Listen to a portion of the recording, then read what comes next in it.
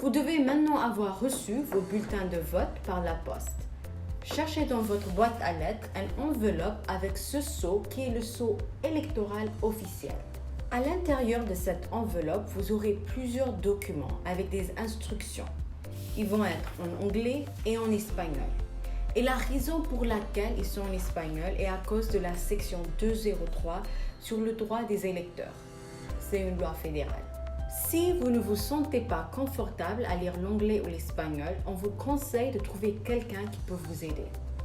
Et si quelqu'un vous aide, remplissez ce papier.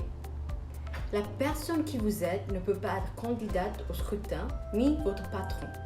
S'il vous plaît, lisez la liste des personnes qui ne peuvent pas vous aider sur ce papier. Dans votre enveloppe aussi, il y a une enveloppe de retour. Donc, vous n'aurez pas besoin d'éteindre.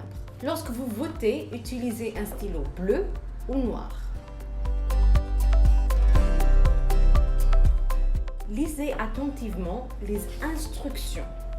Si sur votre bulletin de vote, on vous demande de voter pour un candidat, votez pour un seul. Si on vous demande de voter pour un maximum de 4, votez pour 4 ou moins de 4. Une fois que vous avez fini de voter, vous allez mettre votre bulletin de vote dans l'enveloppe, la certification de la personne qui a aidé l'électeur et une pièce d'identité si on vous demande de l'inclure. Si on vous demande d'inclure votre pièce d'identité, elle apparaîtra sur votre enveloppe. Si on ne vous demande pas de l'inclure, l'enveloppe sera vide comme ça. Veuillez ne pas lécher l'enveloppe et utiliser de l'eau ou du scotch à la place. Aussi, signez le verso de l'enveloppe. Si vous ne le signez pas, ça ne comptera pas.